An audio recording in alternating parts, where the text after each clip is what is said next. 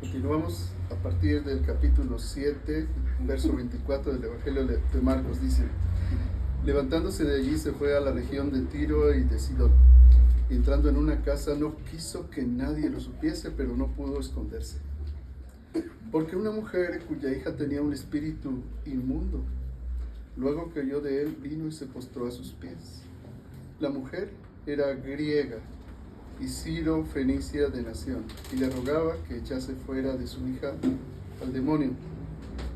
Pero Jesús le dijo: deja primero que se sacien los hijos, porque no está bien tomar el pan de los hijos y echarlo a los perrillos. Respondió ella y le dijo: sí, Señor, pero aún los perrillos debajo de la mesa comen de las migajas de los hijos. Entonces le dijo: por esta palabra, ve, el demonio ha salido de tu hija. Y cuando llegó ella a su casa, halló que el demonio había salido y la hija estaba acostada en la cama. Volviendo a salir de la región de Tiro, vino por Sidón al mar de Galilea, pasando por la región de Decápolis. Y le trajeron un sordo y tartamudo y le rogaron que le pusiera la mano encima. Y tomándole aparte de la gente, metió los dedos en las orejas de él y escupiendo tocó su lengua. Y levantando los ojos al cielo, gimió y le dijo: Efata, es decir, sea abierto. Al momento fueron abiertos sus oídos y se desató la ligadura de su lengua y hablaba bien. Y les mandó que no dijesen a nadie, pero cuanto más les mandaba, tanto más y más lo divulgaban. Y en gran manera se maravillaban, diciendo: bien lo ha hecho todo. Hace a los sordos oír y a los mudos hablar. Así que vemos que el Señor se encuentra regresando a las regiones de Tiro y de Sidón, que ya no eran parte de la tierra de Israel, era tierra de paganos, de gentiles. Dice que entró en una casa sin querer que nadie lo supiese, pero no pudo esconderse. Recuerden que Jesús fue enviado a las ovejas perdidas ¿de quién? De la casa de Israel. La casa de Israel es la familia de Dios. Su misión no estaba en ese momento para los gentiles, aunque sí implicaba a nosotros los gentiles. Pero recuerden que la revelación de Dios es progresiva.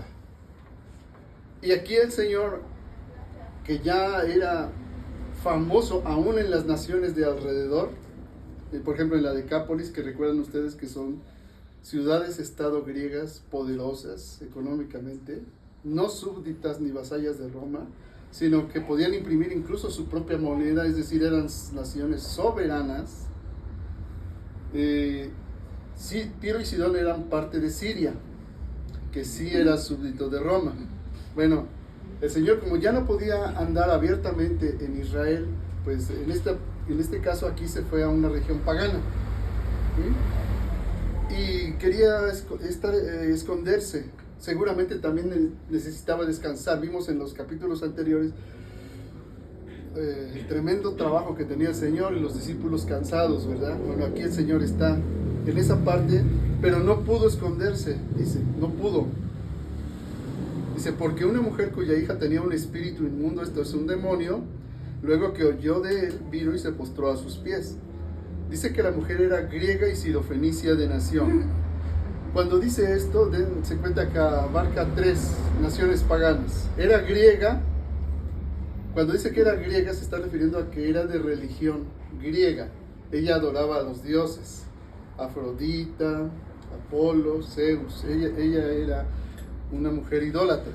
Eso es lo que significa cuando dice era griega. Es decir, era una mujer que adoraba a los demonios. Dice, y Ciro-fenicia. Ciro era de Siria, de nacionalidad siria. O sea, reitera, es una mujer pagana, no es de la casa de Israel. Dice, y es fenicia también, por su lengua. ella hablaba el fenicio. Eso es lo que significa aquí. Dice, sirofenicia de nación. Y le rogaba que echase fuera de su hija al demonio. Pero Jesús le dijo, deja primero que se sacien los hijos.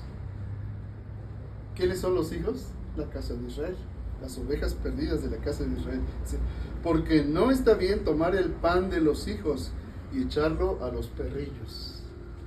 ¿Cómo ven eso? Dios hecho hombre le está diciendo a un ser humano, deja que se sacien los hijos primero, pues no está bien echar el pan de los hijos y echarlo a los perrillos. En otra parte dirá, no den lo santo a los perros. Lo santo no se da a los perros. ¿Cómo se denominaba a los gentiles en esa época? Los judíos, perros. Fíjense qué fuerte. Pero estaba tan corrompida la manera de pensar judío que un hombre judío de la casa de Israel, cada vez que se levantaba le daba a Dios gracias por 3 cosas. Primero, por ser hombre y no ser mujer. Fíjense. Segundo, porque no era un perro gentil.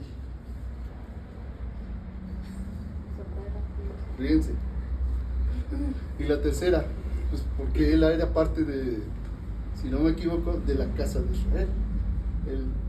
Él era del pueblo santo de Dios. Entonces vean qué tremenda manera de pensar, ¿no? De los judíos. Y aquí el Señor dice, le dice, no está bien tomar el pan de los hijos y echarlo a los perrillos. Tú no puedes hablar de las cosas santas de Dios con alguien que no es hijo de Dios. No puedes pretender discipular a alguien que no ha nacido de lo alto. No puedes.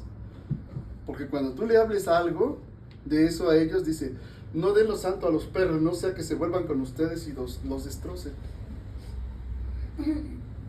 No puedes hacerlo.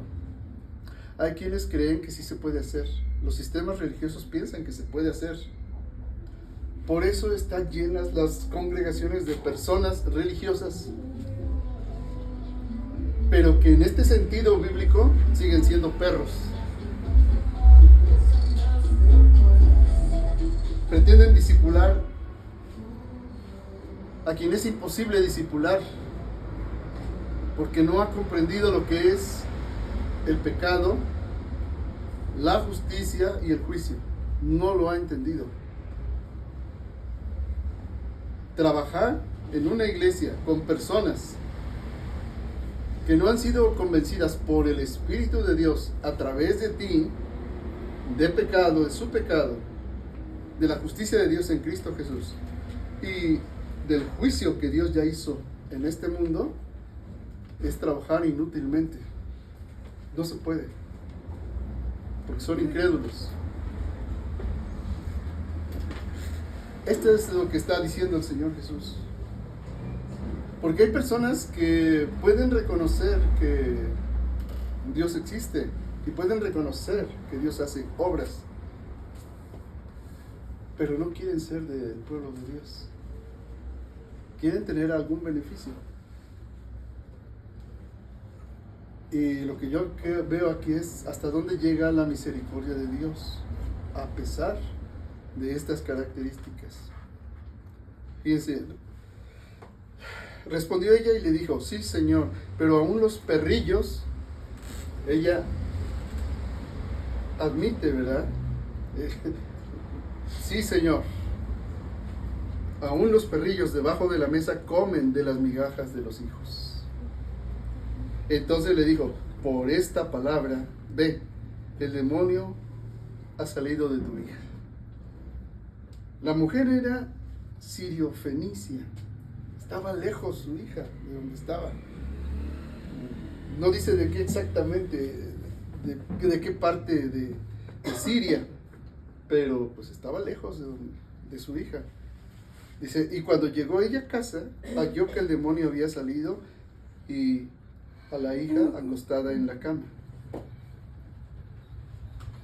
Entonces yo lo que veo aquí es que Dios tiene misericordia aún de aquellos que no son sus hijos. ¿Cómo lo vemos nosotros hoy en día? Miren, estamos en una ciudad donde tenemos cierta convivencia todavía, porque Dios tiene misericordia. Este mundo está bajo el maligno, pero aún con todo y eso,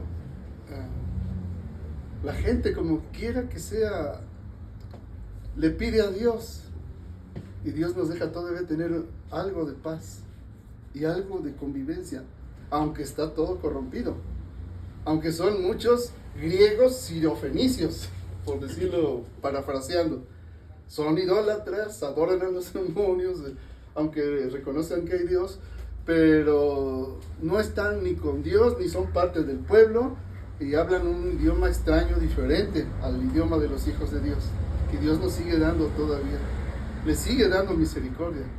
O sea, por esta palabra, o sea, Dios es bueno, Dios es bueno.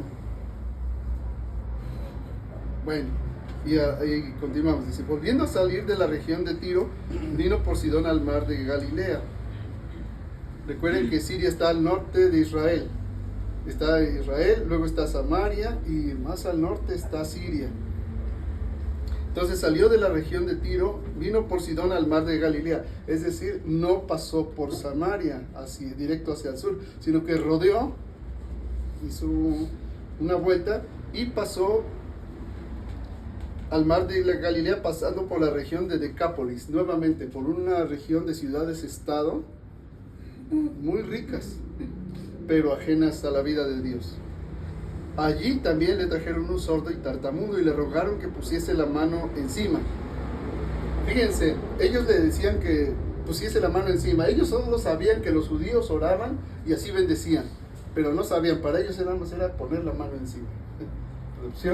Que le pusiera la mano encima porque sabían que sí sanaba.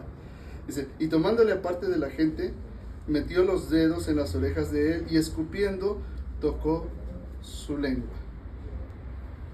Ahora, cuando pensamos en esta forma tan extraña, dicen, ¿por qué el Señor haría algo así? Dice, escupiendo tocó su lengua. Qué forma tan extraña, ¿no? Qué acción tan... Dirían, bueno, ¿por qué escupirle? Escupir así. Y así, porque no creo que haya hecho así, ¿no? Escupió y tocó su lengua. ¿Cómo sanaba Dios a través de los ancianos de Israel a los hijos? Los ungían con aceite, ¿verdad? ¿Qué simboliza el aceite? El Espíritu Santo. Estamos en un momento de transición. Aún los judíos tomaban el aceite como forma supersticiosa. Pensaban, como mucha gente hoy en día, es el aceite que sana. No era el aceite, era la oración de fe. Pero el Señor está tratando con un pagano, no está tratando con un judío. No podía aplicarle, digamos que, lo que se hace solamente a un judío y que simboliza el pacto con el pueblo, que es el Espíritu Santo. Entonces hizo una acción parecida pero diferente para enseñarnos que no es el ritual, no es el rito prescrito, sino es la persona misma de Dios de quien emana la vida. Y yo alcanzo a comprender que por eso lo hizo de esa manera. Dice, de él mana la vida. Y por eso lo hizo así. Pero con un pagano que además no era parte del pacto, pero de él emana la vida. Y por eso lo hizo de esa manera. No lo hizo utilizando agua u utilizando alguna otra cosa que los paganos pudieran interpretar, porque eran sumamente supersticiosos también e idólatras, sino que lo hizo de sí mismo. ¿Cómo podría dar un signo a alguien que no es hijo de Dios, que no conoce nada de la ley ni de la revelación, ni pues de mí mismo? De él lo hizo, porque también Recuerden que le pidieron que le pusiera las manos encima. Bueno, ni eso hizo. Porque pensarían, no, pues nos está tratando como a los judíos. No, ni eso lo hizo.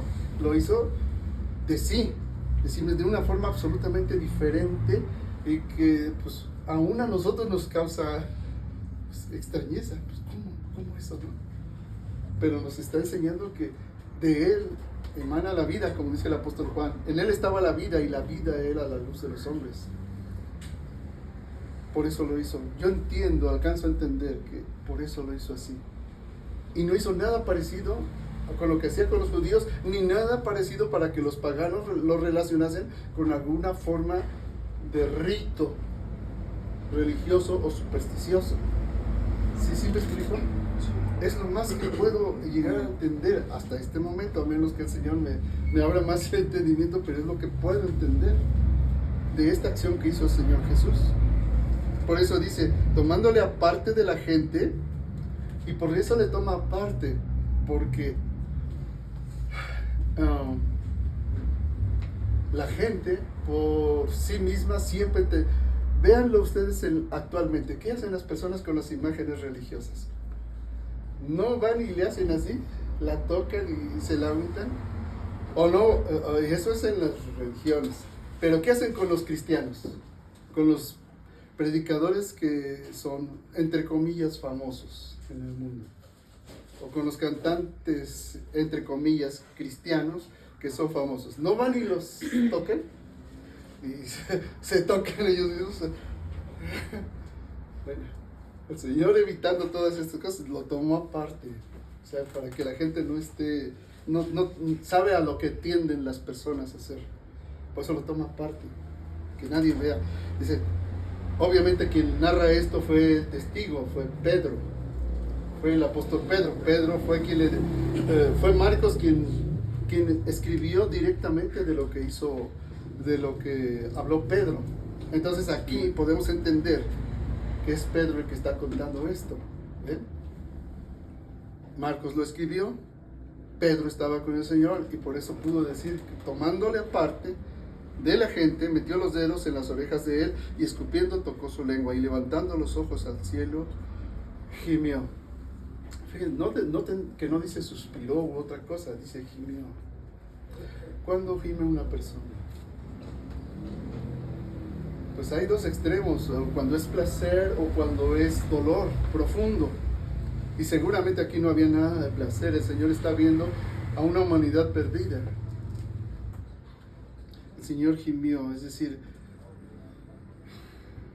sentía dolor por ver una situación de alguien que es llamado a ser imagen y semejanza de Dios, pues deformado por el pecado social, por el pecado personal, por el pecado transmitido por generaciones al estar sordo y tartamudo. Eso quiere decir que en algún momento pudo escuchar, seguramente perdió la capacidad de escuchar, porque si era tartamudo, en algún momento oía, pero no podía hablar bien. Entonces al Señor le dolió y gimió. Y le dijo, efata, es decir, sea abierto. Y al momento fueron abiertos sus oídos y se desató la ligadura de su lengua y hablaba bien.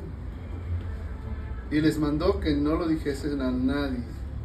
Pero cuanto más les mandaba, tanto más lo divulgaban. Así que el Señor ya no podía ocultarse en ningún lugar, ni siquiera ni en Israel, ni en las regiones de las naciones paganas de alrededor. Porque por eso les mandaba que no lo divulgaran. Ya no tenían tiempo para nada, ni él ni los discípulos. Les mandó que no lo dijesen a nadie, pero cuanto más les mandaba, tanto más y más lo divulgaban. Y en gran manera se maravillaban. Estaban en shock. La palabra en griego aquí habla de, cuando decimos se maravillaban, estaban así absolutamente azorados, en shock. Diciendo, bien lo ha hecho todo. Hace a los sordos oír y a los mudos hablar. Pero esto que parece también igual, tiene una gran importancia.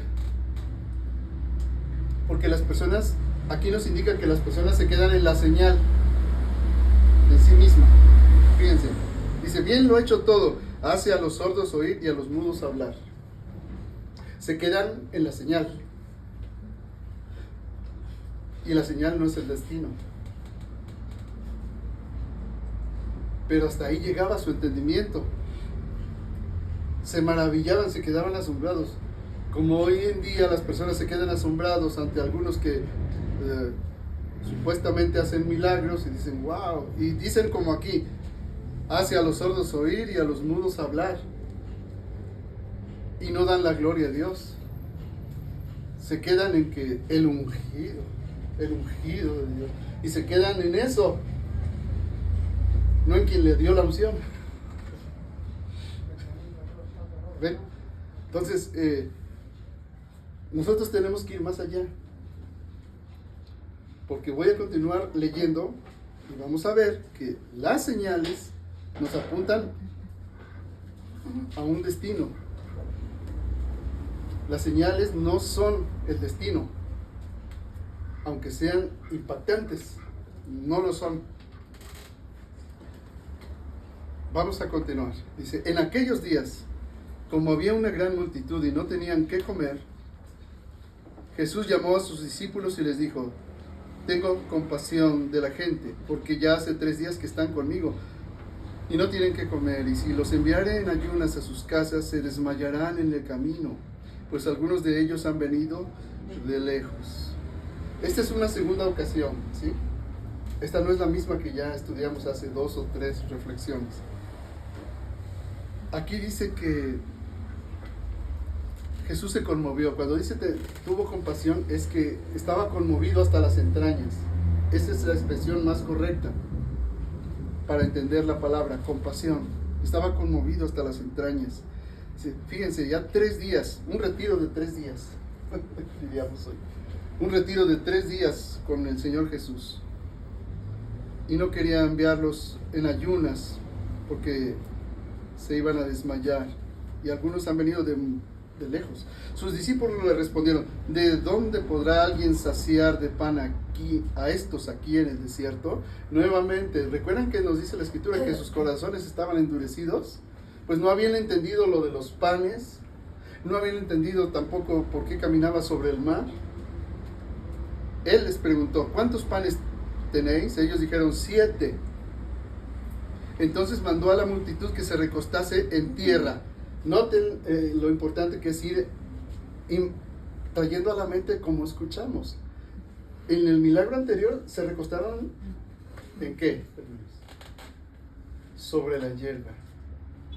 Aquí ya no es sobre la hierba. Aquí es en tierra. Aquí se está aproximando el invierno. Aquí ya la vegetación está seca. ¿Sí? Aquí es diferente. Es otra estación, otro tiempo. Y tomando los 7 panes y habiendo dado gracias, los partió y dio a sus discípulos para que los pusiesen delante. Y los pusieron delante de la multitud. Tenía también unos pocos pececillos. Y los bendijo y mandó que también los pusiesen delante. Y comieron y se saciaron. Y recogieron de los pedazos que habían sobrado 7 canastas. ¿Ven? Es un milagro nuevo, diferente. Eran los que comieron como 4,000 y los despidió nuevamente. No especifica porque ya antes nos dice, eran como 4,000. Aquí contaron solo a los varones. Nuevamente era una multitud grandísima, por lo menos 16,000. Igual de 16 a 20,000. Dice, y luego entrando en la barca con sus discípulos vino a la región de Dalmanuta. Esta de Dalmanuta es lo mismo que Magdala. Es donde es María de Magdala, María Magdalena. Vinieron entonces los fariseos y comenzaron a discutir con él. Este es bien importante. Vinieron, fíjense, el Señor está bastante lejos de Jerusalén. Está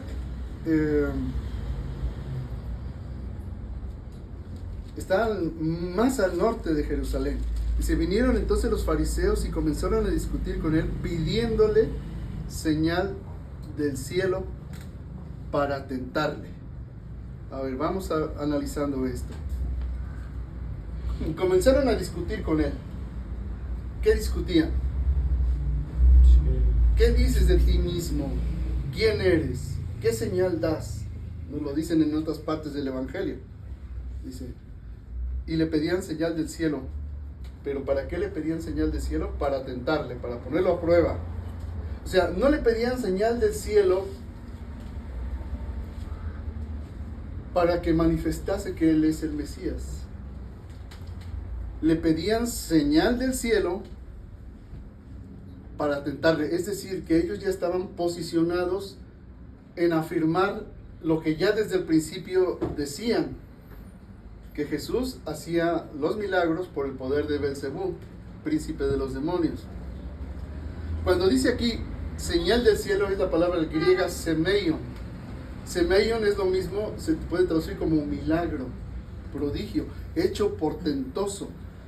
Ah, pero no cualquier hecho portentoso. Fíjense, aquí dice, le pedían señal del cielo. Es decir, un milagro del cielo. A ver si me explico. El sanar a un leproso instantáneamente o resucitar a un muerto es una señal, pero de la tierra.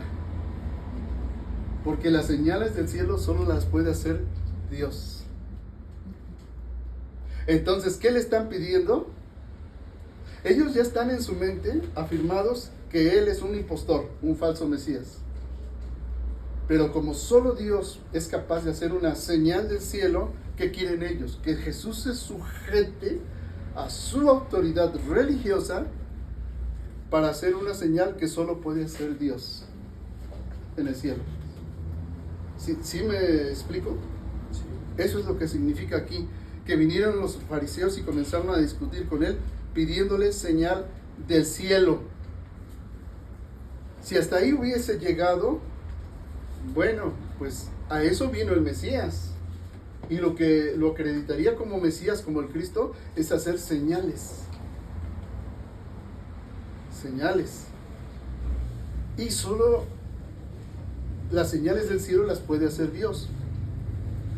Pero aquí aclara diciendo, la señal del cielo que ellos pedían, que solo podría hacer Dios, era para tentarle.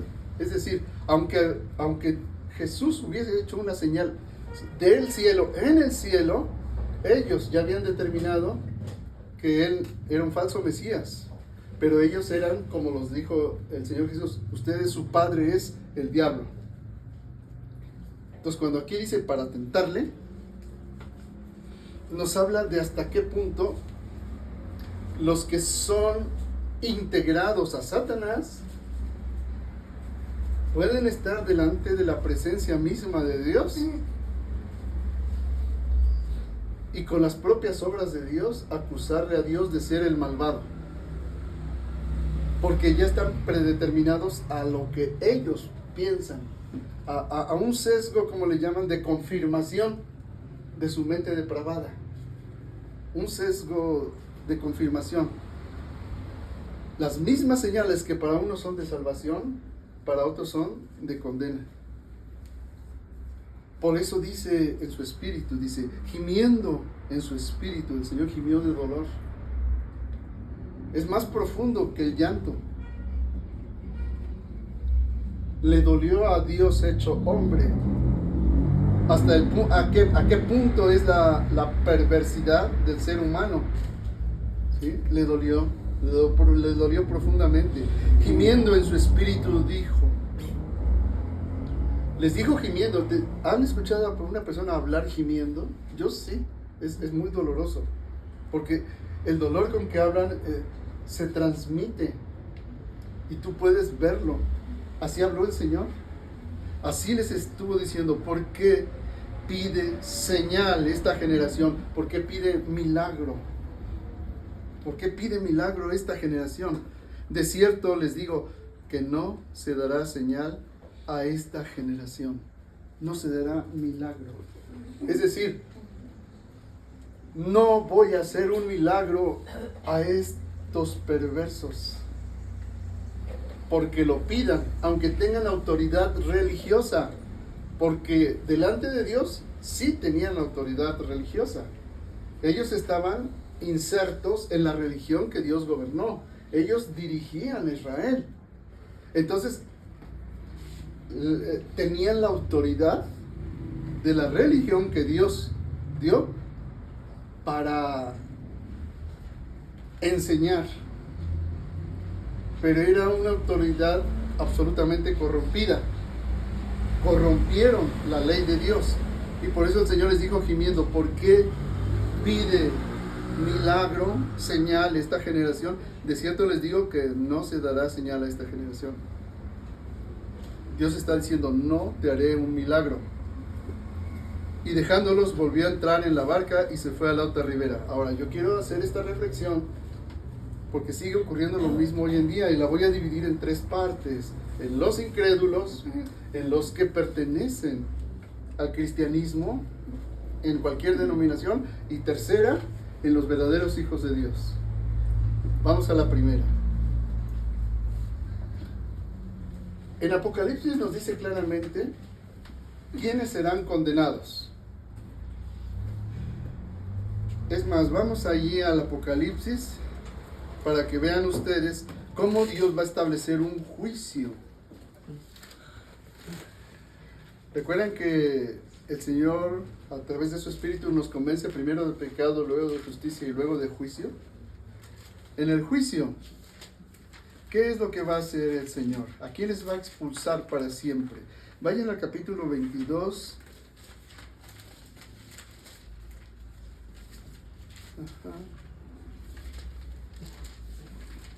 Ayúdeme a alguien cuando dice pero. 21.8. ¿8? 21.8. 21.8. Ok. Ahí sí. Gracias, hermana. Muy bien.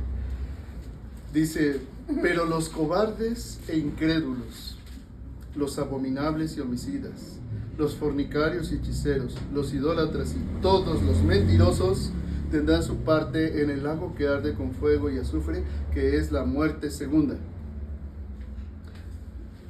¿Cuál es la muerte segunda, hermanos? Nosotros nacemos, los hijos de Dios nacemos dos veces y morimos una sola vez. Nacemos biológicamente cuando estamos en este mundo, y luego somos regenerados, es decir, nacemos de nuevo, nacemos de lo alto por el Espíritu de Dios y volvemos a nacer de nuevo. Dos veces nacemos y una vez morimos. Pero hay una segunda muerte, que es a la que se refiere aquí. Son aquellos que nacen biológicamente,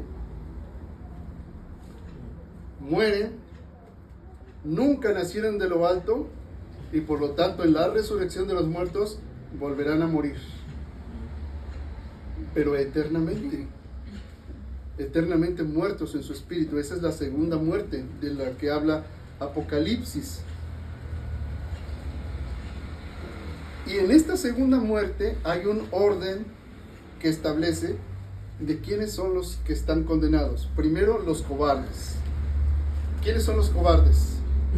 Aquellos que, habiendo gustado del don celestial, como dice la carta a los Hebreos, los poderes de lo alto, que fueron sellados con el Espíritu Santo, se amaron más a sí mismos, tuvieron apariencia de piedad, negaron la eficacia de ella, porque dicen: no es un buen negocio esto de negarse a sí mismo, tomar su cruz y seguir a Dios, eso no es buen negocio.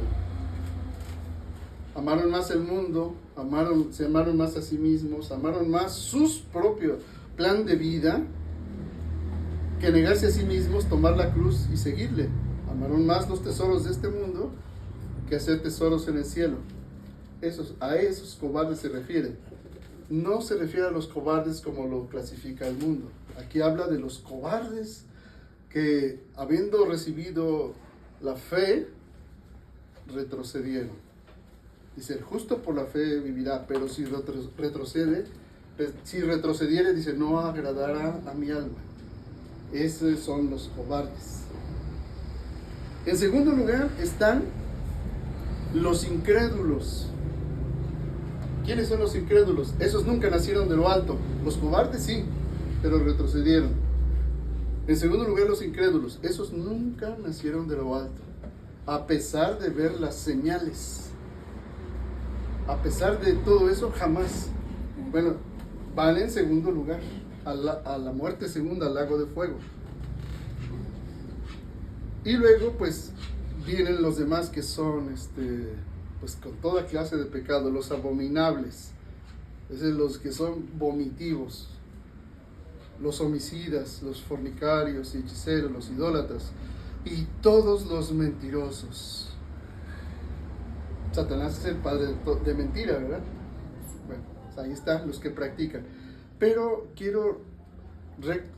quise recordar esto en relación a los 3 puntos que les estoy mencionando, de que en cada generación pide señal del cielo. Empiezo con los incrédulos, que ya señalé que son los segundos en orden de condenación. ¿Qué hace un incrédulo? Pide señal del cielo. Los incrédulos son aquellos que dicen: Dios, si existes, manifiéstate. ¿Qué le están pidiendo al Señor? Señal del cielo. Manifiéstate. ¿Qué les dice el Señor? De cierto les digo que no se dará señal a esta generación. A esta clase de hombres, de perdón, no se les va a dar señal. Son incrédulos. No les va a dar ninguna señal. Son los que le dicen a Dios: si es verdad que existes, ¿por qué hay injusticia? ¿Por qué hay guerras? ¿Por qué hay asesinatos? ¿Por qué? Es decir, ellos se ponen en el estrado del juez.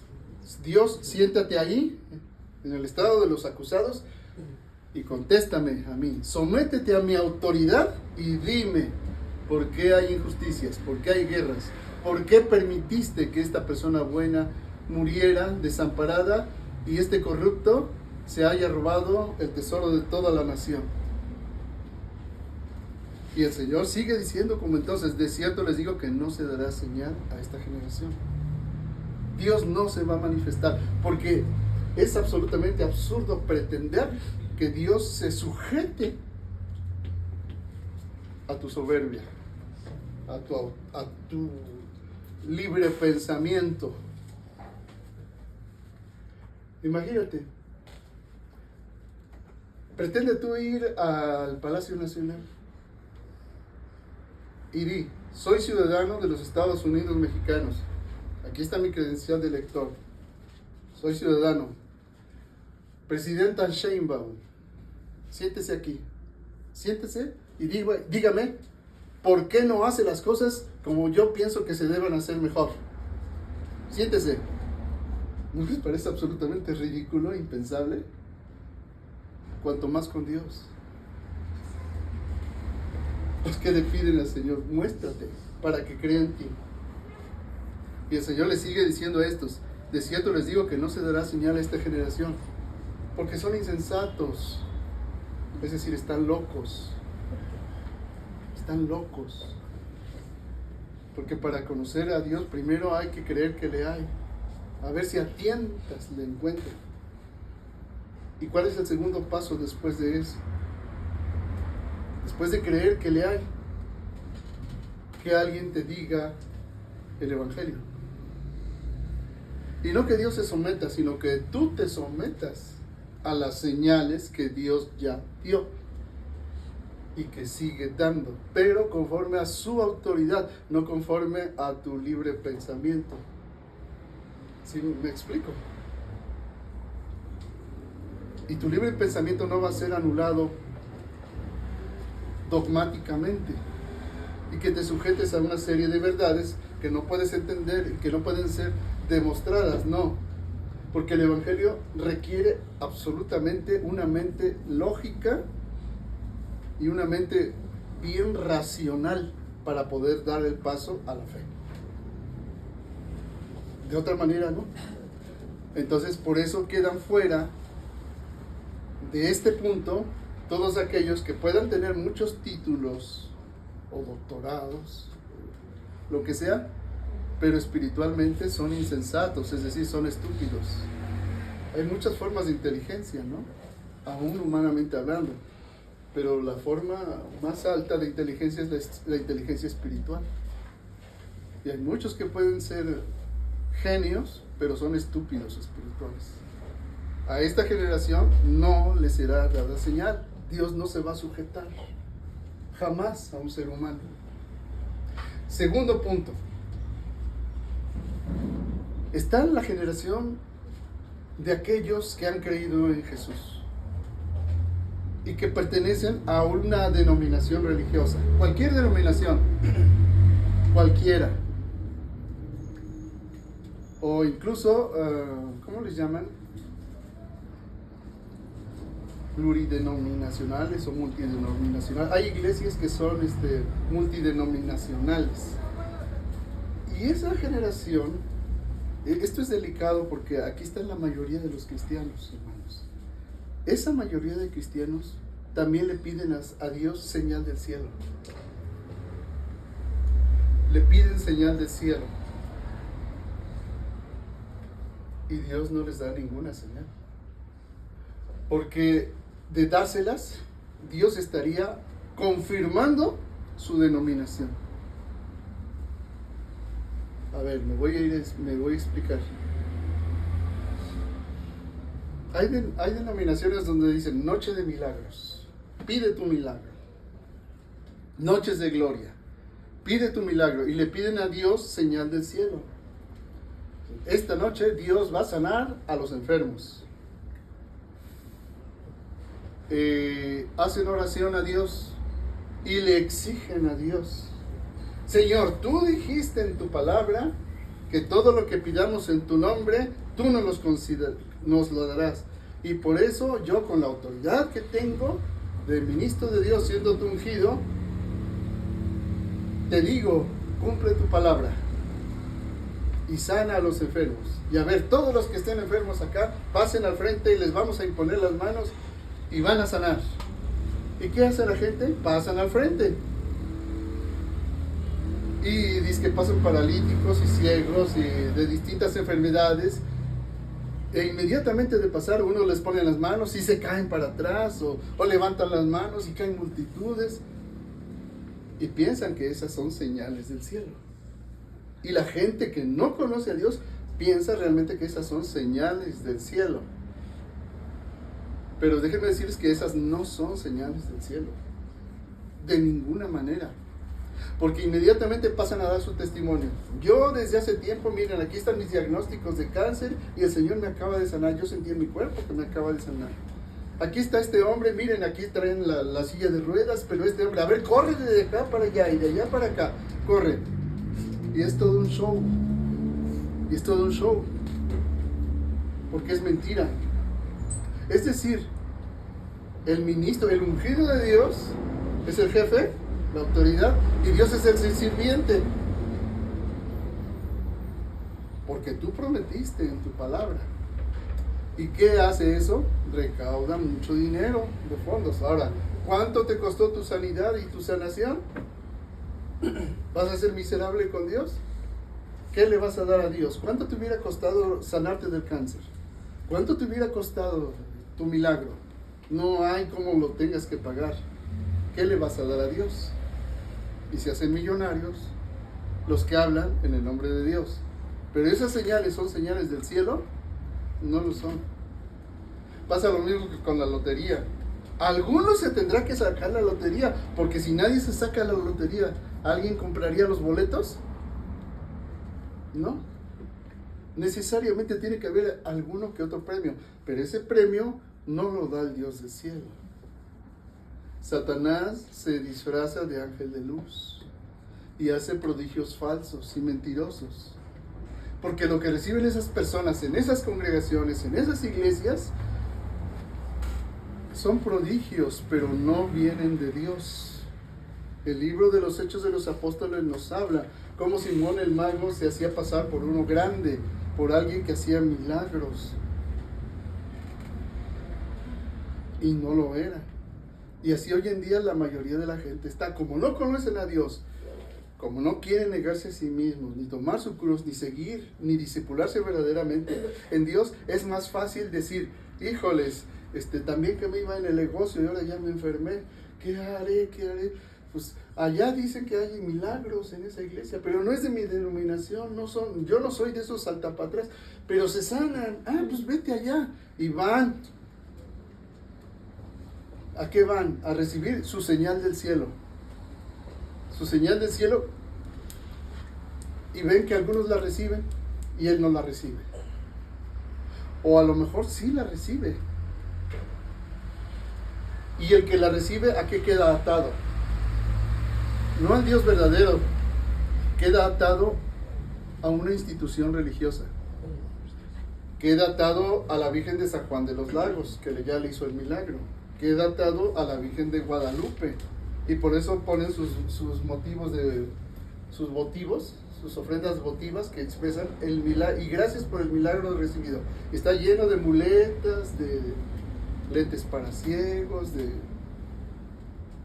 imágenes que indican el milagro. Y las arcas de las ofrendas se llenan de dinero. ¿Para qué? Para que una vez recibido su milagro, siga en el negocio, haciéndose rico, en codicia y en avaricia. ¿Y en qué cambió su corazón de esas personas? En nada. Pero quedan atados a una doctrina religiosa, sea la que sea, católica o protestante o evangélica. Porque en las tres hay esta misma clase de personas que le piden al Señor su milagro, su señal del cielo, le exigen señal del cielo. Y el Señor les vuelve a decir a esos: de cierto les digo que no se dará señal, no se dará milagro a esta generación. Y los que ocurren no vienen de Dios, vienen del príncipe de este mundo.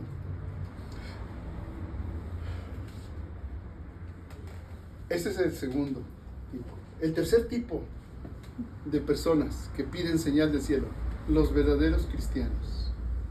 Y eso es para nosotros.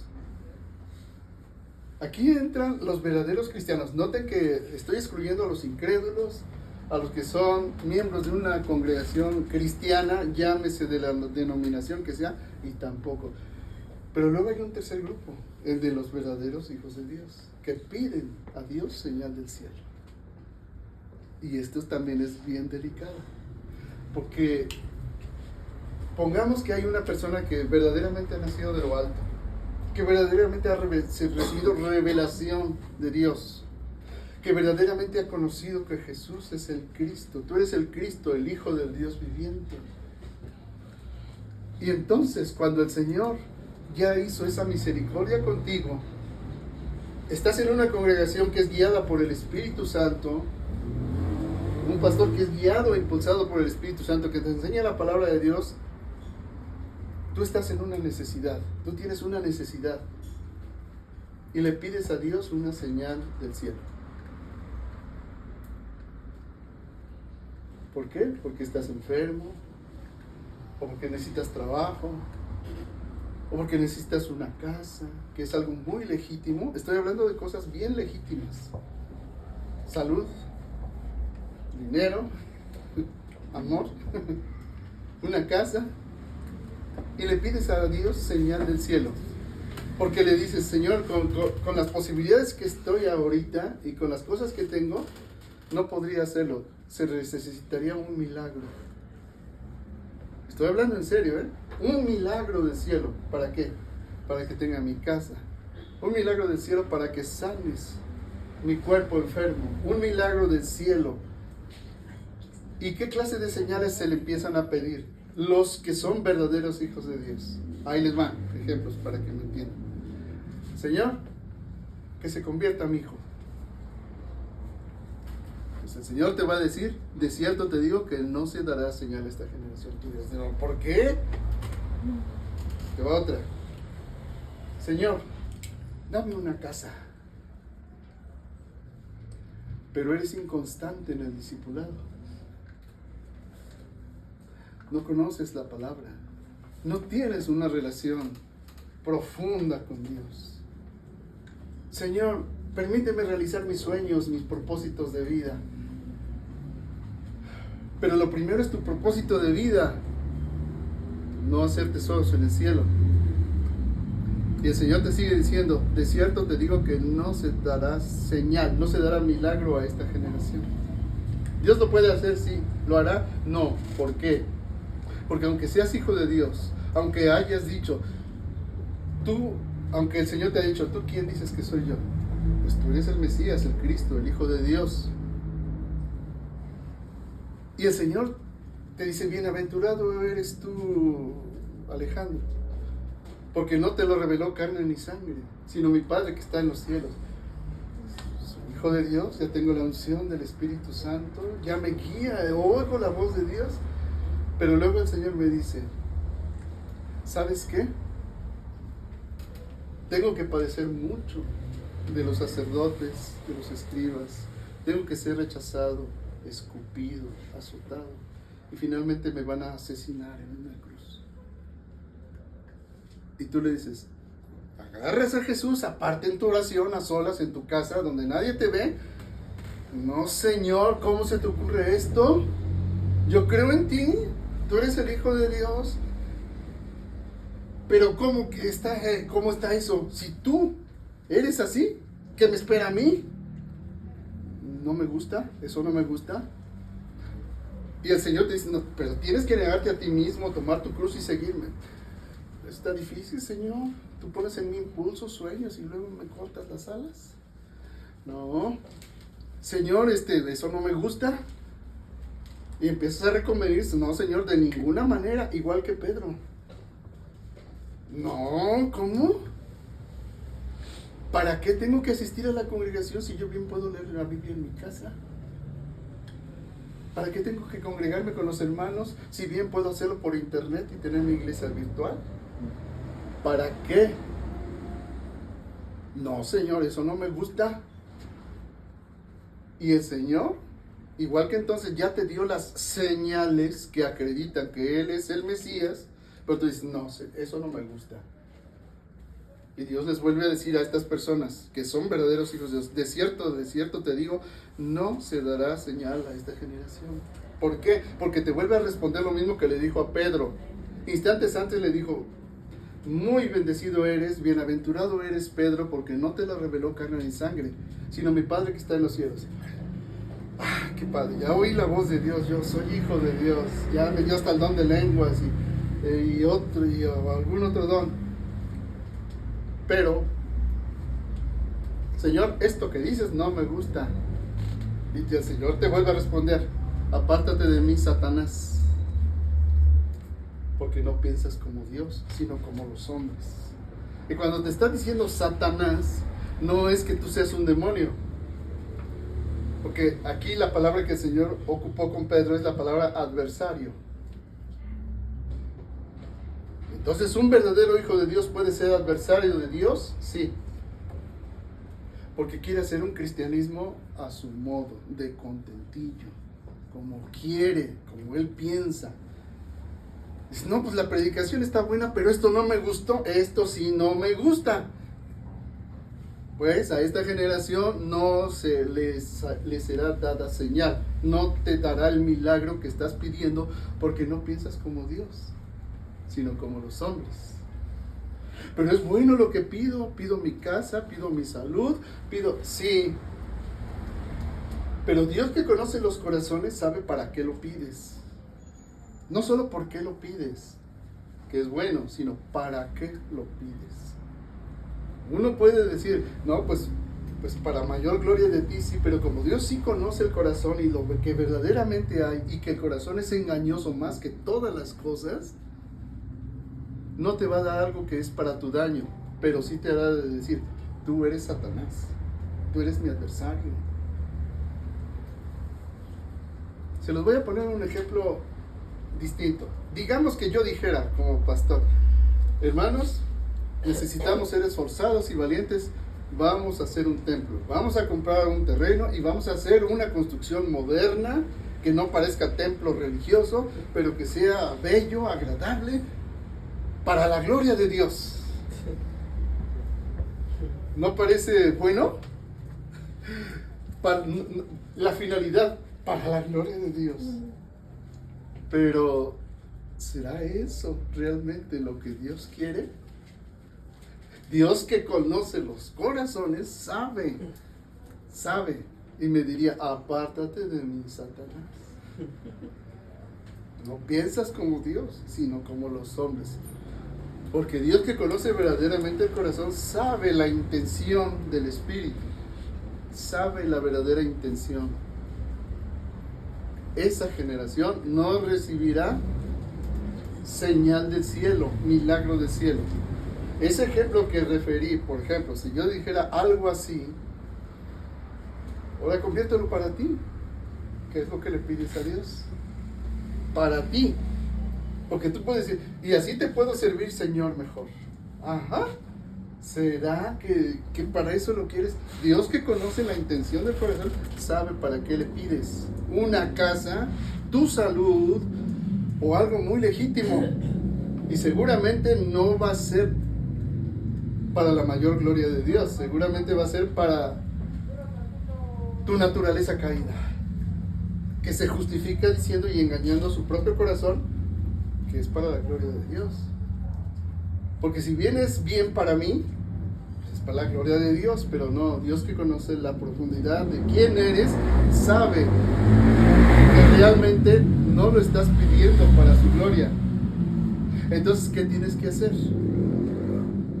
El Señor gimió en su espíritu, gimió de dolor. ¿Por qué? Porque Él estaba dando señales de que lo acreditan que Él es el Cristo, el Mesías. Como el Señor sigue dando señales hoy en día. ¿Qué señales nos está dando Dios hoy en día? De que Él es el Mesías. Una señal, la iglesia. La iglesia es el cuerpo de Cristo. Dios se mueve en medio de la alabanza de su pueblo. La iglesia en sí misma es una señal para el mundo. Es una lámpara. Y la iglesia emana la gloria de Dios. Es una señal que Dios ha dado al mundo, la iglesia. ¿Qué otra señal ha dado Dios al mundo? Repartimientos del Espíritu Santo. La señal que Dios da a los incrédulos es que transforma el corazón de una persona en una criatura nueva cuando nace de lo alto y es hecha hija de Dios. Esa es una señal. Pero para haber recibido esa señal, ¿qué se requirió en el que recibió la señal? Estar convencido primero de pecado, de justicia y de juicio, en el sentido bíblico. Y eso lo llevó ¿a qué? Al arrepentimiento y a la conversión. Y al haber hecho todo ese proceso, recibió la señal del Espíritu Santo, el milagro de ser hecho hijo de Dios. Pero eso no le gusta a la mayoría. Lo que la mayoría dice es que me voy a la congregación y si allí dicen que allí está Dios y está el Espíritu Santo, vengo, Señor, hazme la señal. Esa generación o esa clase de personas no va a recibir absolutamente nada, aunque esté Dios mismo enfrente de él. Como Jesús estaba enfrente de los fariseos que comenzaron a discutir con él. Como cualquiera que llega a la congregación, sea incrédulo, sea nuevo o sea verdadero hijo de Dios, y empieza a discutir con Dios para que le dé su señal, pero no se quiere sujetar a Dios. Como dice la Escritura, no quiere someterse a Dios, no quiere resistir al diablo, no va a recibir señal. ¿Me explico, hermanos? ¿Ven la importancia de lo que está enseñando aquí el Señor? Pero el Señor gime de dolor, gime en su espíritu y dice, ¿por qué pides señal? ¿Por qué pide milagro esta generación? ¿Se dan cuenta que el Señor mismo dice, ¿por qué?